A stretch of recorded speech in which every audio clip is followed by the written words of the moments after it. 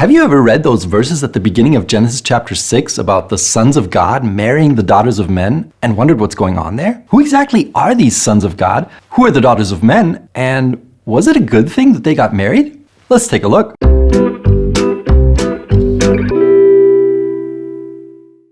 All right, so let's get right into it. So Genesis 6, which begins like this. Now it came to pass, when men began to multiply on the face of the earth, and daughters were born to them, that the sons of God saw the daughters of men, that they were beautiful, and they took wives for themselves of all whom they chose. Okay, so one of the reasons these verses have been challenging to understand is because, at least at first glance, they seem to come out of nowhere. I mean, we've just finished a 10-part genealogy in Genesis 5, and then all of a sudden we read about sons of God, a phrase that has not occurred anywhere in the narrative so far.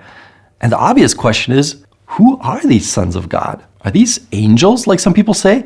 Or other supernatural beings who married humans and had children with them? Or are they human rulers or kings who are here acquiring some kind of a harem? Or is something else going on? Well, as always, the best way to find out is to actually look at the text in its immediate and wider context, which in this case would be the following verses in Genesis 6, as well as the previous texts in Genesis 1 to 5. So, if we look at the verses that immediately follow verses 1 and 2, we can basically divide them into two sections. First, we have verses 1 to 4, which talk about the marriages between the sons of God and the daughters of men, about God's reaction, and about the Nephilim, or mighty men that were on the earth in those days. And then we have verses 5 to 8, which talk about God being sorry for making man and saying that he would blot them out, and about Noah, who found favor in the Lord's eyes. Now, the interesting thing is that when you look closely at these two sections, you notice that they have a very similar setup. Both parts begin with a narrative section involving the terms man, sea, and great, followed by a divine speech, followed by another narrative section about important people. In the first section, it's the mighty men. In the second section, it's Noah. So we basically have a so-called parallel panel structure that looks something like this. Now, you may not realize it, but this setup is actually quite significant. And one reason is that it directly connects the marriages between the sons of God and the daughters of men with the wickedness of man. And that's important because, for one thing, it's a first indication how these marriages should be evaluated, but also it suggests that both the sons of God as well as the daughters of men are actually humans. Verse 5 doesn't say that God saw the wickedness of angels and man was great, but that he saw that the wickedness of man was great. In fact, if you look at both sections, you'll see that God only speaks about humans, never about angels or supernatural beings, which would be very strange if that was who the sons of God in this passage are. So they initiate the wickedness, but the consequences which God announces only apply to humans? That doesn't make sense. So that means both the immediate context as well as the structure of the passage strongly suggest that the sons of God are some kind of human beings. But the question is, can we be even more specific than that? And the answer is, we can. All we have to do is to look at the text directly before Genesis 6, in particular, chapters 4 and 5. Now, in both of these chapters, we have genealogies.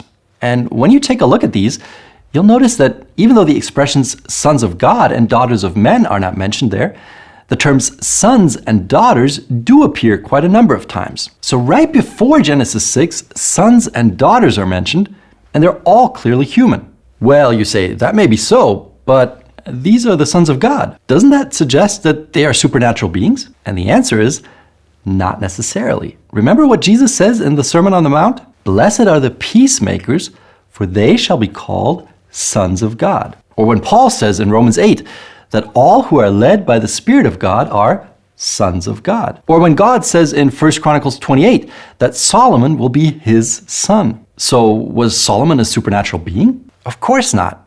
Which means, according to the Bible, it is possible for human beings to be sons of God. Now the obvious question is, does that also apply to Genesis 6? Well, let's take a look at those two genealogies in chapters 4 and 5 again. So, as I've already explained in a previous video, these two genealogies present two lines. The first one, in chapter 4, which follows right after the fall, is the line of those who rebel against God and celebrate sin like Cain and Lamech. But the second one, in chapter 5, is the line of those who are faithful to God, who walk with him like Enoch, and who long for comfort and relief from the curse of sin, like the other Lamech, who's the father of Noah. Now, the interesting thing about these two genealogies is how they start. Notice that the first genealogy in Genesis 4 starts with man. Genesis 4:1 says, "Now the man had relations with his wife Eve," and so forth. But now look at the genealogy in chapter 5. Who does it begin with? It begins not with man, but with God. So what does that suggest? It suggests that those in the second genealogy, those in the line of Seth, in the line of the faithful, are here presented as sons of God. So when you actually look at the text in context, it's pretty clear that Genesis 6 is not talking about some strange marriages between humans and supernatural beings, or about some rulers acquiring their harem, but simply about human beings from the line of Seth marrying people from the line of Cain. Now, we've already noted that the connection between verses 1 and 2 and verse 5 suggests that these marriages are problematic. But there's actually another indicator that shows how these marriages are to be evaluated, and that is the language that's used in verse 2. Notice that it says that the sons of God saw that the daughters of men were beautiful, and the actual Hebrew word here is tov, which means good. So they saw that the daughters of men were good, and they took wives for themselves of all whom they chose. Now here's the question. What does this combination see plus good plus take remind us of? Well, there's only one previous place where this exact combination occurs, and that's in Genesis 3, where the woman sees that the tree was good for food and takes from its fruit. So when the author uses the exact same combination of terms in Genesis 6,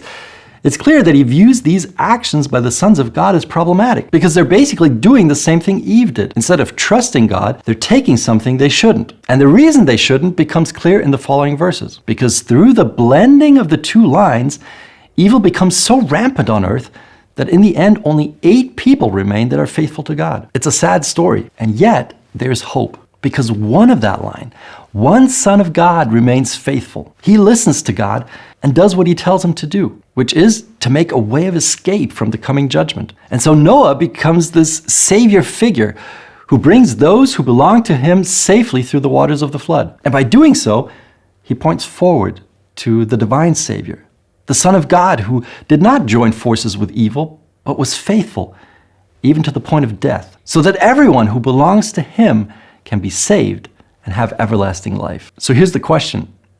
Do we belong to him? Are we part of his family? Have we accepted him as our personal Savior? And are we willing to follow him so that he can lead us to safety? If you haven't made that decision yet, I want to encourage you to make it today. Trust me, it's the best decision you could ever make.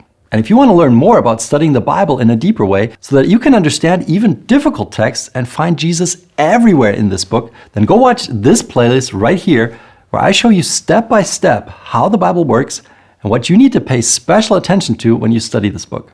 Check it out, and I'll see you there.